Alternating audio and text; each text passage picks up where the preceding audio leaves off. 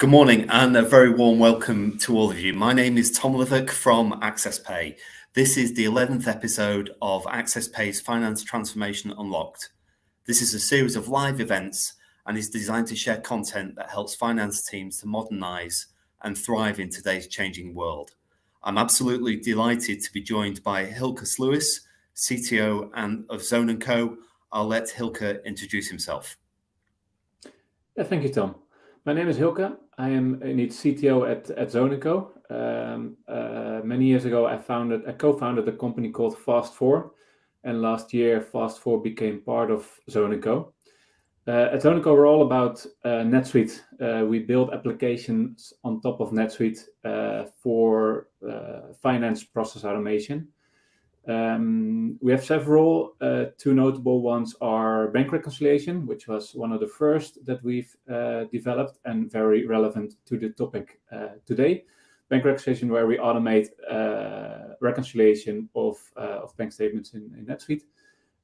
Another notable solution that we have is billing, where we can automate just as pretty much any billing scenario that you might have in your company. Thanks, Hylke. We're going to spend the next 20 minutes or so talking through three different areas. So in this live stream, we're going to cover off the common issues that corporates face with bank portals and why automation is the solution.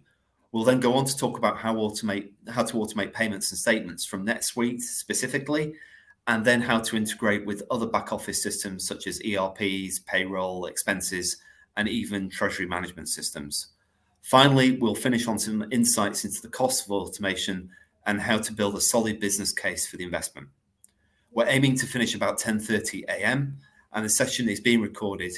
So if you do wish to watch in the future, you'll be able to go back to the webinar at any point.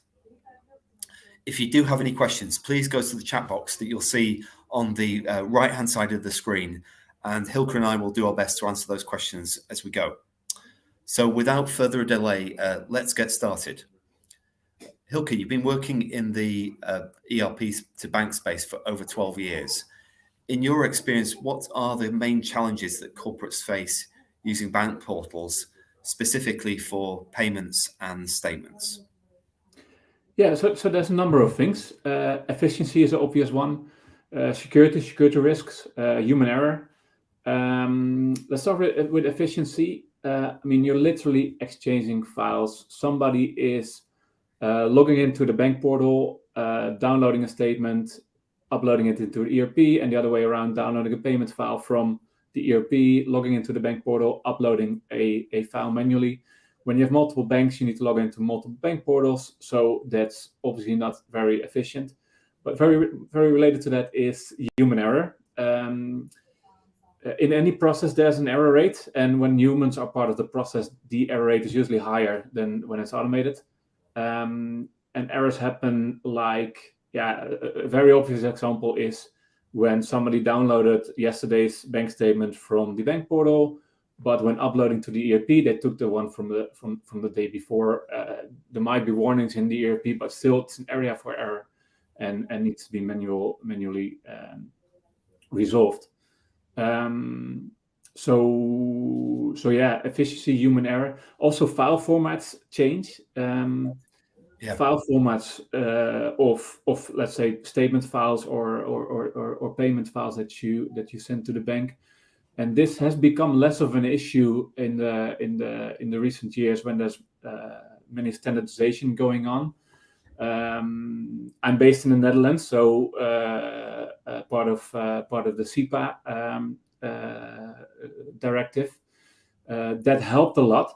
But SEPA has standardized these file formats, but still that's only for within Europe and Euro payments. Whenever you go cross borders, cross currency, file formats are still an issue. And when you look at the support cases that we get from our customers for our bank reconciliation solution, it's surprising how many still are around file format changes. And some of them are pretty silly. CSV is a common file format used for statements. We had one the other day where the imports went fine every day, and one day it stopped working. It turned out the date format in the import file changed.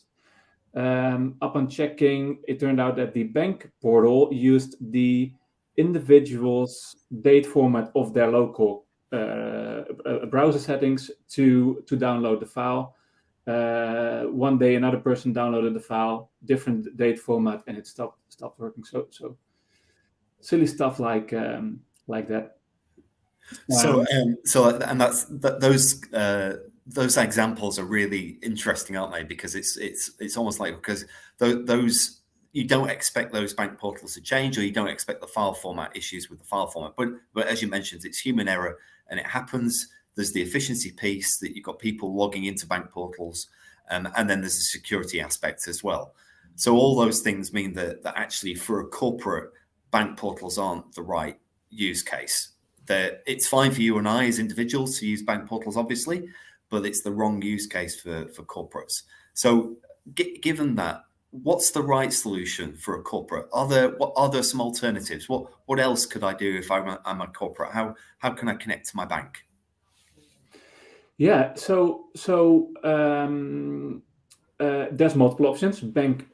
Banks offer multiple connection options, and the options differ per bank. As we see here on the slide, host to host, usually SFTP is an option. BACS is very big in the UK. The Swift is a global standard that is used to exchange files, but there's other ones as well, like the Open Banking Initiative. SEPA has standardized APIs. EBIX in certain parts of Europe, EBIX is very much used. So certainly there are multiple options. Yeah. Okay, great. So there are alternatives to using bank portals, which, looking at this slide here, looks like it's an automated process. The files come out, whether it's a supplier payment file over host to host, or a payroll file for BACS, or a payroll file, as you mentioned, SEPA. So it could be payroll file for SEPA, or even a treasury payment. So there are alternatives. Why do you think it is that corporates still use bank portals, or still using bank portals and not using these other mechanisms of connecting to their bank accounts to their back office systems? Why is that, do you think? Because it's usually the easiest option. Because it's there. Every company has a login to their bank portal. They can download files.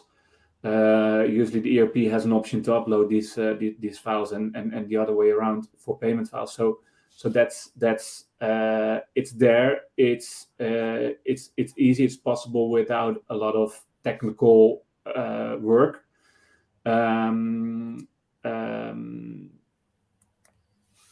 Yeah, and connecting with banks, especially if you work with multiple banks, where you might have to use multiple of these integration options, it's more difficult, and then you could integrate with these banks all individually. Having implemented ERPs for many years, I would say don't go there. Don't overcomplicate your integrations. Use an aggregator like AccessPay that provides you access to all of these banks. Then you only need to figure out the connection between AccessPay and your ERP system. And if you use NetSuite, we got you covered, instead of figuring out the access to all the individual banks. But obviously, there needs to be a business case to justify the cost of such an aggregation solution. Yeah, that's an interesting point, isn't it? And I think we're going to come on to it later, but the fact that a bank portal is effectively free for the corporate to use, whereas using these other connection methods, there are going to be charges involved. So I'm sure we'll come on to that point further into the session. But let's take a typical example. So let's say I'm a NetSuite customer and I want to connect my NetSuite system to my bank for receiving statement data. So I effectively want a bank feed solution in order that I can receive the statement data into NetSuite and then carry out that reconciliation using the bank statement data. Could you talk me through how that would work? Yeah, so So this is what we implement very often for NetSuite customers. The process starts with the bank obviously providing the statement file. AccessPay connects with the bank through the connection option that is most applicable for that bank. AccessPay has a dashboard. It transforms the file into a standardized file format.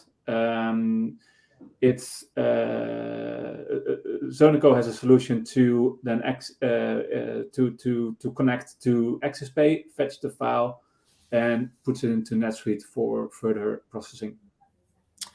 So that's great. So it sounds like we've got a solution where actually I don't need a bank portal. I can automatically receive the statement data from my bank, and using a mix of AccessPay and Zoneco, I can receive that statement data into NetSuite to reconcile it.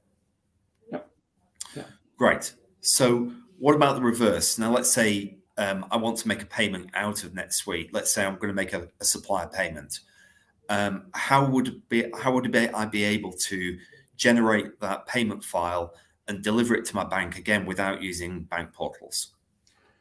So that process starts, and on the left-hand side here, in this case, NetSuite. In NetSuite, we generate a payment file. NetSuite has that capability of generating a payment file based on open invoices in a standardized, and we just use one file format. Then when we use AccessPay, again, the Zoneco connector will send that file to AccessPay. There's a validation process in AccessPay. There's a security process. It transforms the file into the file format that the bank expects. Again, using the integration option that is applicable for that bank, the file is then sent to the bank for payment. Great. So we've now got both. What we've just talked through is effectively both for the statement process, getting that bank feed information into NetSuite, and a payment file coming out from NetSuite can also be delivered to the bank without any manual intervention. So those points you mentioned earlier, Hylke, around efficiency, security, and human error, effectively this solution addresses those three things, right? Yeah, but to be honest, I do think we have to start earlier in the process. If you want to have low risk from a security perspective process, you need to start looking at that process by with the onboarding of new vendors, inputting the data in your ERP system, taking extra care for bank account details entry, and every change in bank accounts as well. There needs to be a 4i principle approval process for that. Also offline measures like approvals you can do in the ERP system, but it's not just technical. You also need to take offline measures. If your supplier sends you an email saying my bank account details have changed, validate that and use a different communication method for that validation than is used for the communication about bank details change. So if they send you an email saying, hey, my bank account has changed, phone them up, for example. Use a different communication method to validate that these bank accounts have changed. I'm just saying this because I think you need to look at it from the end-to-end perspective. Yeah, no, this is a really good point, because you've got to take a holistic view, and I appreciate that both Zone and AccessPay are focused on obviously integration with NetSuite and then AccessPay in terms of connection to the bank. But actually, as you said, this whole process and the security of the process actually starts way before that, actually prior to the payment instruction being generated. And if I was paying, if I made a request to pay a new beneficiary, then there needs to be a control process inside the ERP, or if it was even payroll, paying a new person, a new employee, we need to make sure that person is a genuine person and it's not a fraudulent transaction that's trying to be made. So it's important, and I do think the risk is not great, not very high, right? So when you look at security risk, you need to look at likelihood and impact of when it happens. I don't think the likelihood of fraudulent activity is that high, although corporate finance departments are a big target for fraudulent activity. I don't think the likelihood of it happens is that high. That's personal opinion, but the impact that it has when it happens is huge. So you don't want to take any risks here in this process. That's what I'm trying to say. Yeah, and we were talking before about the efficiency piece, and the efficiency part is something that's very tangible, isn't it? You can say, well, I have 5 people in my cashiering team, or I have 10 people in my finance team, and this process is going to make that more efficient by whatever, X amount, 90% maybe, or even 95%. But actually, it's the intangible cost of that fraud, that security risk, which could be way more significant than the efficiency part, which obviously is where the business case comes from. So it is extremely important, as you say, to reduce that risk wherever possible, whether it's inside the payment process or whether it's actually inside the ERP prior to the payment instruction being generated. Right? Yeah, absolutely. Yeah. Oh, great. Okay, so that was really useful. Thanks, Hylke, for that. The next bit is then we've been focusing a lot on NetSuite, and clearly there are many ERP systems, treasury management systems, payroll systems out there. So let's say that I'm that corporate, but actually I'm using SAP, or I'm using Sage or Microsoft. In those cases, how can I connect? Can I use the same processes, or do I have to do something differently? Yeah, no, absolutely. You can, in general, you can use the same process, bank, AccessPay, an integration solution, and your ERP. It's just that we as Zoneco are focused on NetSuite. We're a NetSuite house, so we got you covered for the NetSuite piece. You need to figure out the integration, like if you use Microsoft or SAP, you need to figure out the integration piece with AccessPay, but that probably has been done many times before, and it's so much easier to connect to just AccessPay than to connect to even one bank, but let alone multiple banks. That, yeah, it still very much makes sense. Okay, great. So sounds like actually this is almost a universal solution that multiple banks can be connected on the right-hand side, and on the left-hand side, actually, we can connect to multiple ERP systems, irrespective of the type of system it is. Yeah. We were talking about a business case a few moments ago, and it'd be good to try and understand that a bit more to justify the costs. So, Hylke, in your experience, how would you go about creating a business case for a corporate that's wanting to automate, let's say, both their payments and statements? Yeah. The most obvious one is time savings in the finance department. So basically FTE savings, and that's the time that is spent on logging into bank portals in multiple countries by multiple people. But add time for error resolvement, because there will be human error, so you need to take a percentage up top of that time to account for that for resolving errors. And it will differ per business how much that is, but we typically see somewhere between half an FTE for an SME, maybe up to 10 FT for a multinational with people in multiple countries logging into these systems.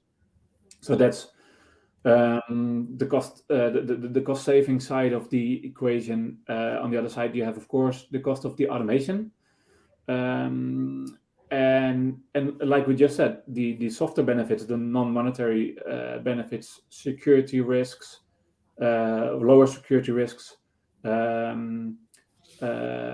Easier audits, because a manual process like this with bank portals will come up during audits, and you don't want to have too much stuff coming up during audits. So you need, to me, that's part of the business case as well, and the effect of human error that human error has on your business, on your brand, submitting incorrect payments. That could be damaging to your business, to your brand. So you need to take that into account as well. Yes. Sorry, Hylke. Yeah, so it depends, doesn't it, really? Because it may be that it's just a payment that has been made to the wrong person, wrong individual, and therefore there's the cost of trying to rectify that payment to the wrong person, and maybe a late payment if you're trying to pay a supplier. And it could be the opposite extreme, where actually it's a fraudulent transaction, and the impact there could be quite significant, right? Yeah, absolutely. And it's, there's cost to that. It's just more difficult to get. So that's why I would create the business case, the financial business case on that FTE saving, efficiency and human error percentage, and the cost of the automation. Still think about the other benefits as well, but it's more difficult to put a cost on it. But speaking about cost, Tom, that other side of the business case, the cost of the automation, can I ask you about how much would a solution like this usually cost? Yeah, sure. So let's make a few assumptions. Let's firstly assume that this customer is interested in statement automation only, rather than thinking about payments. So statement automation, they're looking for a bank feed solution, and let's say they have two banks. So the annual the AccessPay fees are based on an annual fee. So it's an annual subscription service. And for that type of solution, please don't hold me to it, Hylke. There's lots of things we'd have to go through, but let's just say that's £5,000 as an annual fee for that sort of service.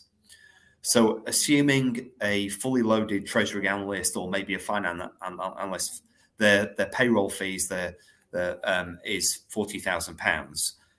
So based on that, let's say they're spending 1 hour a day, so an eighth of their time on statement processing, so logging into the bank portals, downloading the statement data, and then uploading it into NetSuite.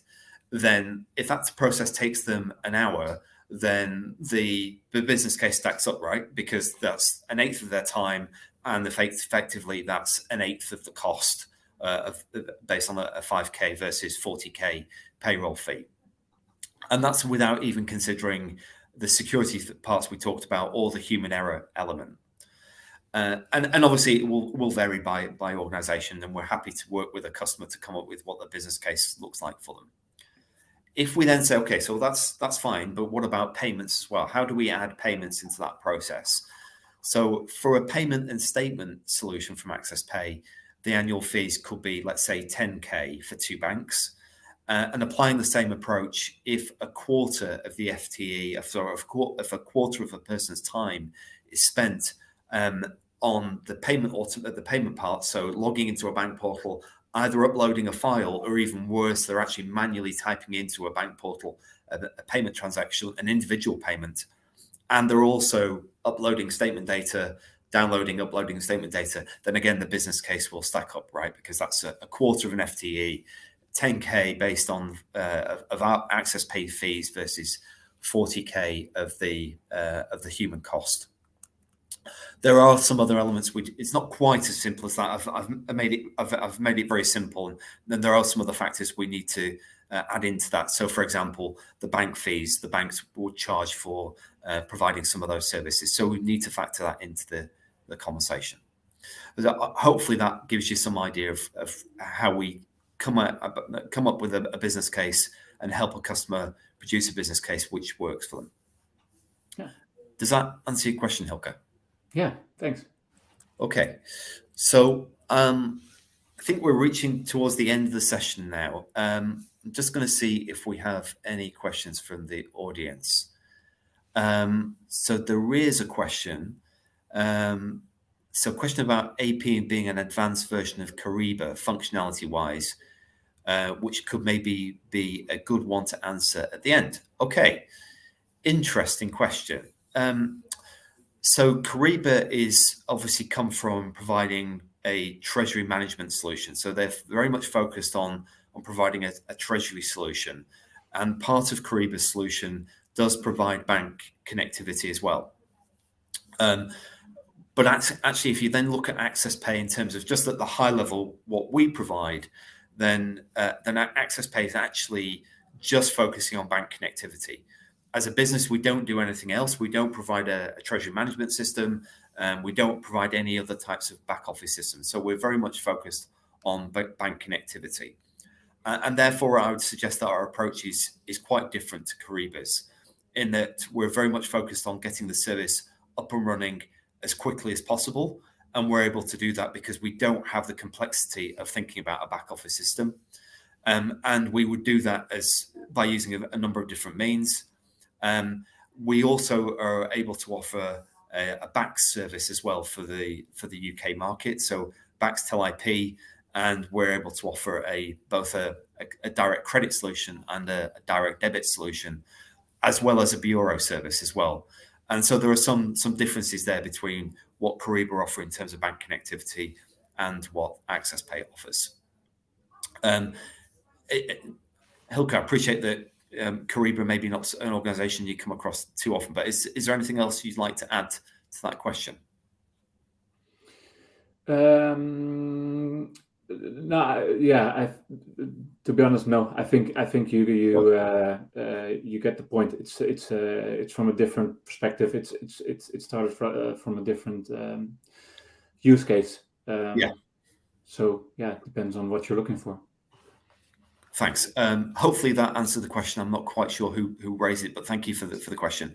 There was something that I was asked the other day, Hylke, which is quite interesting. So we see lots of organizations who may have an instance of NetSuite in UK or in Europe, and they also have an instance of NetSuite in the US.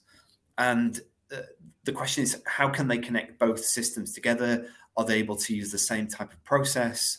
We've been talking about here about having different ERPs, but what we haven't touched on is what happens if I have multiple back office systems, and maybe in this case where there are two instances of NetSuite. Would it be possible then to automate that process as well? Yeah, absolutely. And we have that internally as well at Zonico, because we're a combination of multiple companies that were recently purchased and joined together, and some of them are still working in separate environments while we're working to integrate them, of course. But yeah, then the process stays the same. We just cover the integration between AccessPay and NetSuite for multiple NetSuite instances then, and works the same. Great. Okay. And one final question was, in your experience, what is the main barrier or the main challenge when it comes to connecting NetSuite to either AccessPay or the customer's bank? What are the main issues that you see from corporates? Yeah, let's start with connecting NetSuite with the banks by themselves. File format would be Right. An obvious one, because even one bank might use multiple file formats for whether it's a domestic payment or an international payment. So you need to configure multiple file formats, be sure when to use which one, and keep up with changes because they change, obviously. There's the integration effort, is an obvious one. Integrations, when they're done many times, they can be repeated, but still, for my ERP implementation experience, an integration is always something you need to take a look at carefully and think through and make proper designs for, even if it has done before. So absolutely. And with AccessPay, that becomes a lot easier because you just have to worry about one file format and one integration. And then you're done pretty quickly. Thanks, Hylke. So file format obviously is a key thing. Integration to that, whether it's an AccessPay or to the bank, is another key point. And then finally is the resources that are in-house within that organization to be able to implement those changes. Absolutely. Yeah. Great. So appreciate we're close to time. Hylke, thank you for your advice and experience on how a corporate can maximize their financial efficiency with automated payments and statements with NetSuite, or in fact, any back office system. I'd like to thank you all for your time and the question from the audience. It's very much appreciated. We look forward to seeing you all again soon. Goodbye, and see you soon.